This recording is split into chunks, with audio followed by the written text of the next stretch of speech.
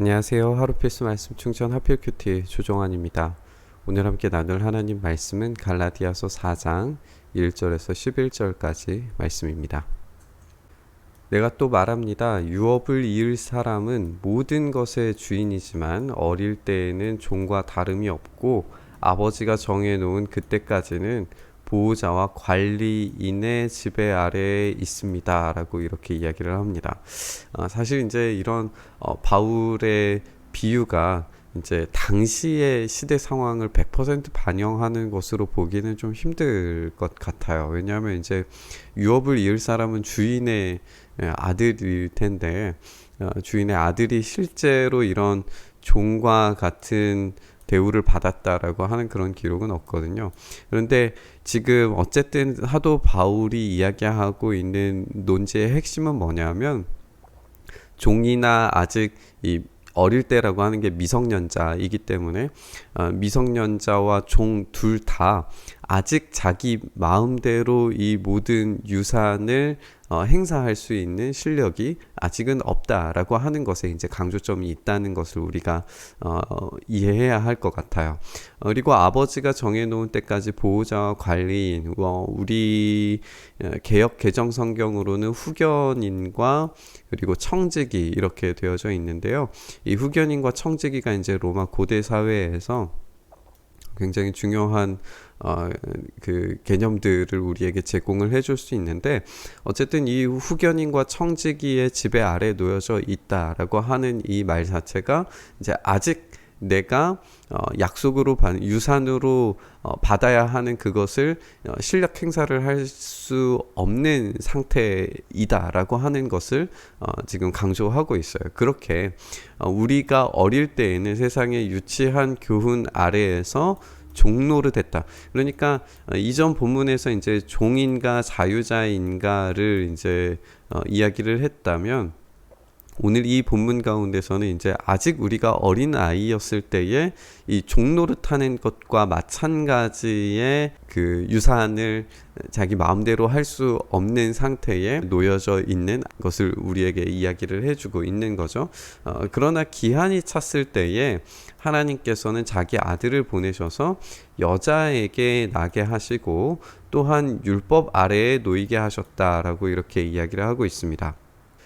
여기서 이제 기한이 찼을 때에 라고 하는 이 말을 우리가 생각을 해보면 이 어린 시기가 이제 끝나는 시점인 거죠. 미성년자가 이제 성년이 되어서 제대로 이제 이 가업을 잇고 그리고 유산을 이어서 그 실력을 행사할 수 있게 되는 그 시점, 성년이 되는 그 책임의 시점이 이제 왔을 때에는 하나님께서 자기 아들을 보내셨는데 여자에게 나게 하셨다라고 이렇게 지금 표현하고 있어요. 이게 이제 동정녀에게서 나게 하셨다라고 하는 표현으로 읽을 수도 있겠지만 그만큼 이제 예수 그리스도의 인성을 강조하는 것으로 우리가 이해하는 편이 더 좋아 보입니다. 왜냐하면 이 인성을 가지신 예수 그리스도께서 율법이 가지고 있는 율법이 제시하는 모든 것들을 완성하셨기 때문에 그 완성으로 말미암아서 이제 우리가 자유롭게 된 거잖아요. 그래서 이 하나님의 아들이 인성을 가지고 율법 아래에 놓이게 하심으로써 율법 아래에 있는 사람들을 속량하시고 완성하심으로써 속량하시고 우리로 하여금 이제 우리는 자격이 없는 자들이었지만 종과 다름없는 자들이었지만 우리가 드디어 이제 자녀의 자격을 얻게 하는 것이 가능해진 거예요. 이 성숙한 성년의 때 기한이 찼을 때에 예수 그리스도께서 이것을 완성하심으로써 그렇게 여러분은 자녀가 되었고 하나님께서 그 아들의 영을 이 성령을 우리에게 보내주셨기 때문에 우리가 하나님을 아빠, 아버지라고 부를 수 있게 하셨습니다 라고 이야기를 하고 있습니다.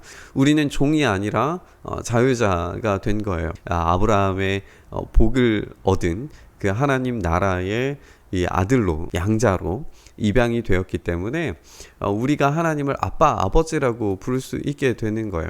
그리고 이 하나님께서 그 아들의 영을 우리 마음 가운데 보내주셨다라고 하는 것, 이 성령님께서 우리 마음 속에 계신다는 것, 이것이 이제 예수 그리스도와 연합한 상태를 이야기하는 것을 우리가 알 수 있게 됩니다.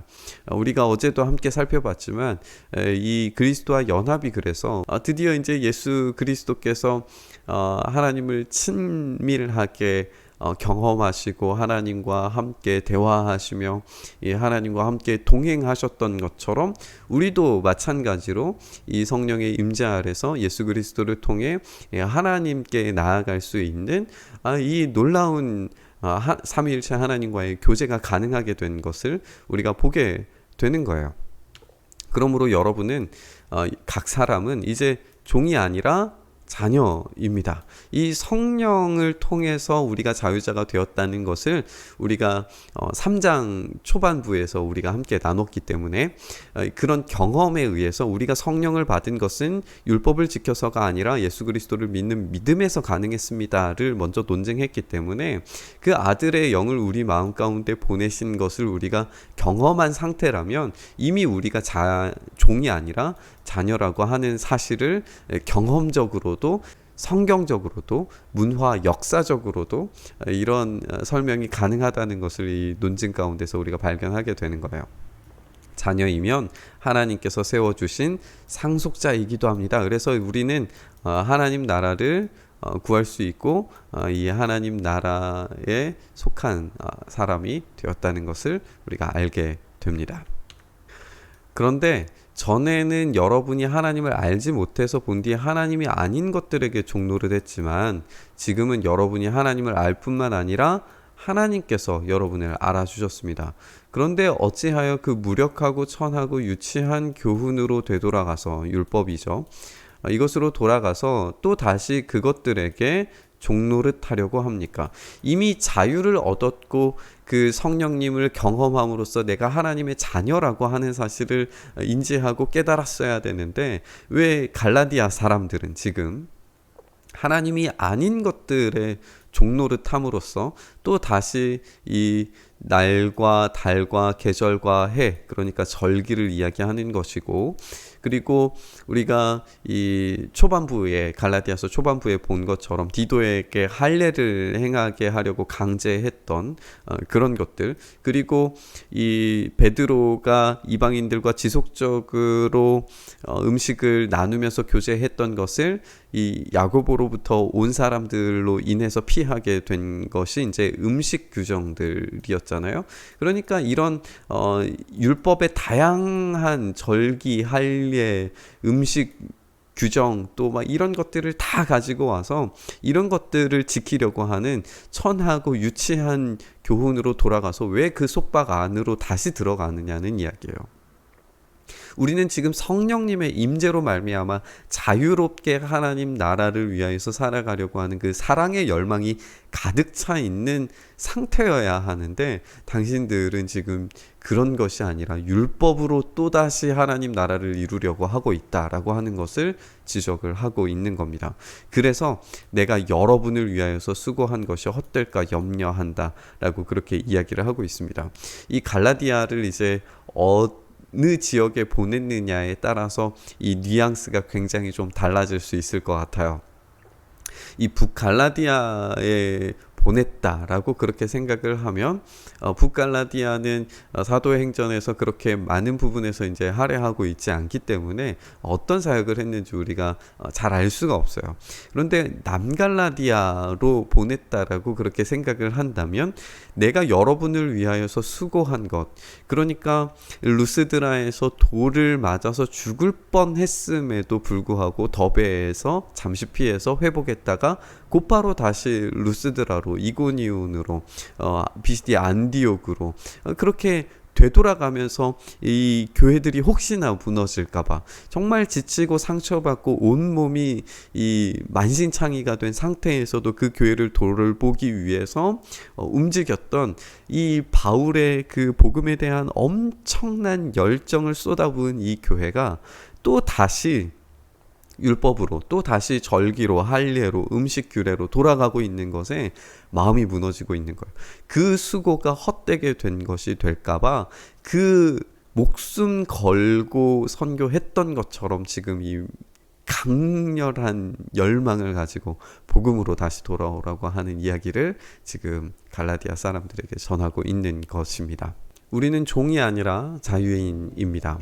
그렇기 때문에 우리는 이 자유로운 열망을 가지고 하나님 나라의 상속자답게 하나님 나라가 영광스럽게 세워질 수 있도록 이 자유로운 열망을 따라 이 성령님의 임재를 따라 살아갈 수 있게 되었습니다.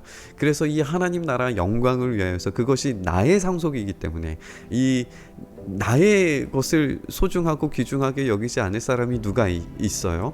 그러니까 나에게 주신 이 하나님 나라가 영광스럽게 세워지도록 그런 자유로운 열망을 가지고 이제 자유인처럼 이 사랑과 헌신과 열정과 이 사도 바울이 보여준 그 놀라운 헌신처럼 우리가 살아갈 수 있게 된 겁니다. 그것이 이제 가능하게 된 것이 예수 그리스도와 연합함을 통해서 성령님께서 우리 가운데 임재하셔서 하나님 나라를 간절히 열망하는 그 열망을 우리에게 주심으로써 하나님과 함께 살아가는 아빠 아버지라고 부르짖으며 친밀하게 살아갈 수 있는 그 삶이 우리에게 가능해진 거예요.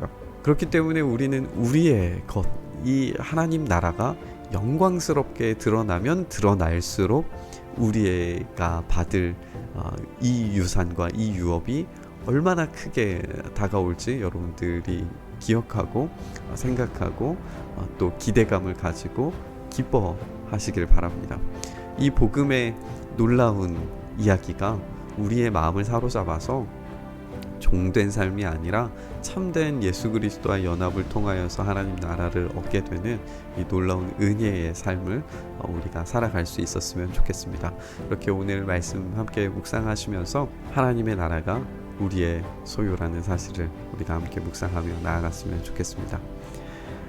주님, 우리에게 주신 이 놀라운 복음의 비밀을 우리가 붙잡게 하심을 감사합니다. 우리가 율법으로는 도무지 하나님 나라를 상속으로 받을 수 없는 사람들인데 이 믿음으로 의롭게 됨을 통하여서 드디어 하나님 나라를 받을 수 있는 그 상속을 받게 된 그 놀라운 은혜를 우리에게 주심을 다시 한번 감사합니다. 우리가 그 하나님 나라가 우리의 것이기에 하나님 나라가 영광스럽게 드러나시기를 위하여 우리의 자유로운 열망으로 하나님 앞에 헌신과 열심과 봉사로 그리고 세상을 향하여서 그 하나님 나라가 확장되기를 위하여서 끊임없이 달려갈 수 있게 하심을 감사합니다. 오늘도 그 삶을 그 복음의 열정을 가지고 우리가 살아갈 수 있게 하시고 하나님 나라가 영광스럽게 드러나는 그런 우리의 삶, 우리의 시대가 될 수 있도록 역사하여 주시옵소서. 그렇게 우리 가운데 일하시기를 간절히 소망하며 우리 주님 예수 그리스도의 이름으로 기도드리옵나이다. 아멘.